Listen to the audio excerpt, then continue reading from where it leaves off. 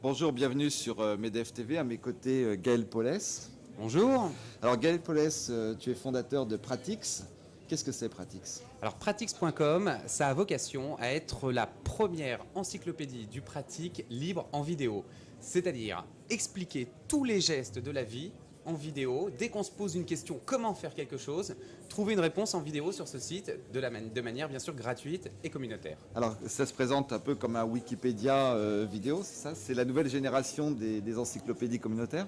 C'est un petit peu effectivement la nouvelle génération des encyclopédies communautaires, sauf que nous, on est plus ciblé sur le pratique, sur vraiment les gestes de la vie. On n'a pas vocation à donner les biographies des personnalités, etc. On a vraiment vocation à aider le quotidien des gens, à ramener Internet au service du quotidien. Alors qu'est-ce qu'on trouve par exemple concrètement sur Pratix? Alors on va donner quelques exemples. On a 16 chaînes thématiques qui vont évidemment des vidéos de bricolage, comment utiliser une pince multiprise, comment poser son lambris, comment changer un carreau, comment percer du carrelage. On a évidemment du jardinage, comment égrener soi-même ses tomates pour ne pas avoir acheté des graines de tomates pour planter des tomates. Et ensuite, on va trouver des choses beaucoup plus spécialisées comme comment entretenir sa vigne chez soi avec un grand œnologue qui vient nous donner des conseils. On aura aussi bien de la vie pratique pour les enfants, comment langer un enfant, comment changer une roue de voiture, dans quel sens enfiler un suppositoire. On aura aussi de l'anecdotique, comment plier un t-shirt en moins de 3 secondes, comment, je crois que tu as fait l'essai Frédéric, comment ouvrir une canette de coca remuée sans qu'elle n'éclabousse. Je dois avouer que ça m'a apporté une grande réponse à un problème existentiel de ma vie, ça. Et alors comment t'es venue cette idée d'encyclopédie de la vie pratique, de la vie de tous les jours? Bah, d'abord parce que moi je suis une génération comme beaucoup de gens qui a d'abord appris comme tout le monde pour le coup en copiant les aînés, et puis un jour on m'a dit bah non c'est terminé, on copie plus, maintenant faut apprendre à lire des modes d'emploi en coréen imprimés sur du papier cul. Et là, c'est beaucoup plus compliqué. J'ai voyagé par mon métier de journaliste un peu partout à travers le monde. On voit dans d'autres sociétés des savoir-faire que nous, on ignore. J'ai aussi une certaine passion pour les anciens. Et les anciens ont des savoir-faire qui disparaissent. À chaque fois qu'une grand-mère meurt, c'est une astuce, c'est un savoir-faire qui disparaît. Et tout ça, j'avais envie que ça reste. J'avais envie que le savoir puisse se partager. Ces dernières années, on était aussi sur une grande vague Internet qui s'éloignait de la vie avec Second Life, qui créait un univers parallèle. Et nous, on s'est dit qu'il fallait ramener Internet vers le quotidien, qu'Internet devait nous aider. Aujourd'hui, Internet, c'est aussi les téléphones portables, c'est-à-dire qu'on a à notre disposition un moyen extraordinaire avec Internet. Moi, je viens du monde de la télévision, de la vidéo, et j'avais envie de marier les deux pour que ça serve, pour que ce soit utile. Donc c'est un peu l'anti-virtuel, l'anti-monde virtuel pour intégrer vraiment Internet dans le quotidien des gens. C'est exactement ça, c'est Internet au service du quotidien. Alors le site est en ligne?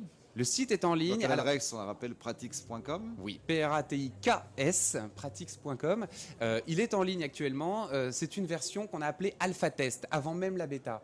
À l'origine, cette version n'avait même pas vocation à être ouverte au public.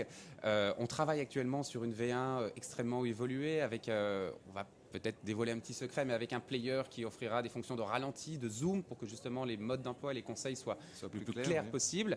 En attendant, un peu comme les recettes de cuisine à la télévision, on a toujours l'impression que c'est simple quand on regarde la télévision, et puis après, quand on essaie de le faire soi-même, c'est déjà beaucoup moins évident. Donc c'est ça le principe de pouvoir regarder le petit détail, le petit plus qui fait le savoir-faire, c'est ça? Exactement. Et alors moi, je suis en plus quelqu'un qui n'est pas du tout manuel à l'origine. Donc je suis le premier consommateur du site Pratix. Et j'arrive à faire des sushis grâce à ce site, par exemple.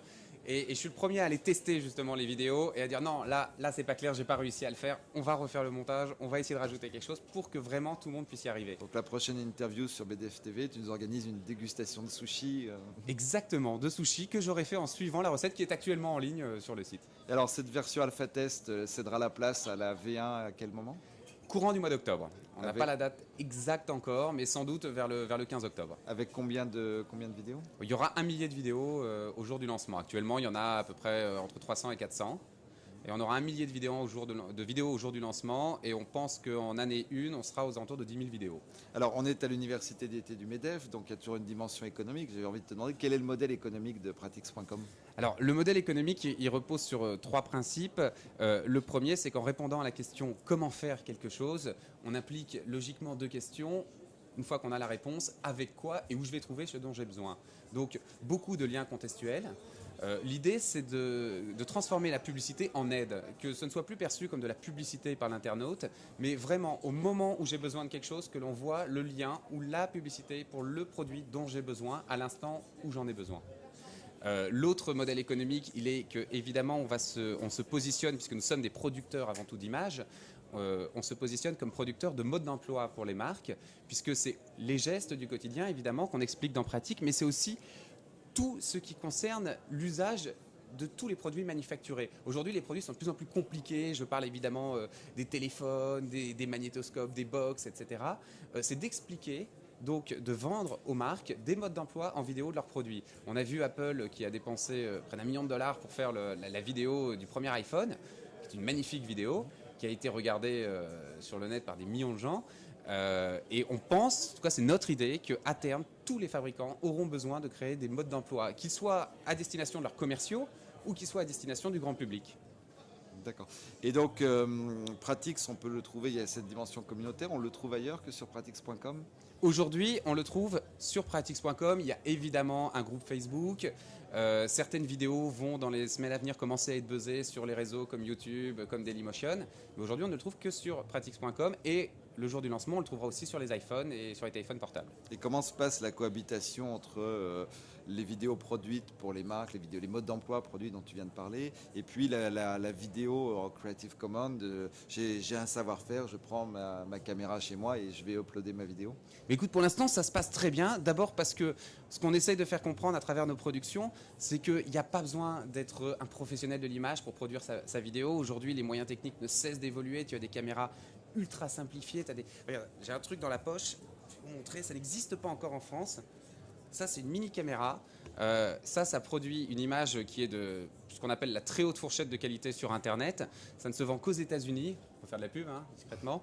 Ça a 1 heure de mémoire. Ça rattrape tous les diaphs, les variations, etc. Ça pardonne tout. Aujourd'hui, n'importe qui peut produire sa vidéo.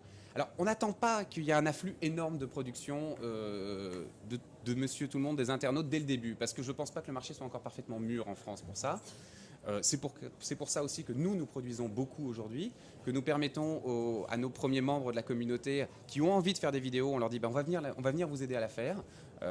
On essaye pour l'instant de se mettre à la disposition des gens qui veulent faire des vidéos. On commence à avoir des gens qui produisent des vidéos et on est vraiment heureusement surpris par le résultat. Il y a des choses qui sont très bien.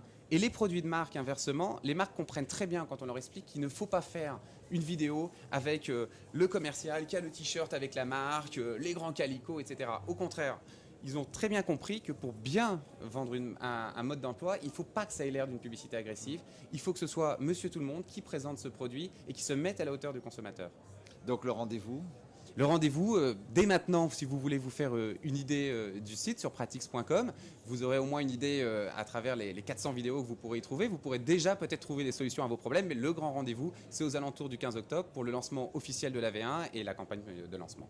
Et bonne chance pour le lancement, puis on se retrouvera après le lancement pour dresser un peu un bilan de ce démarrage de Pratix.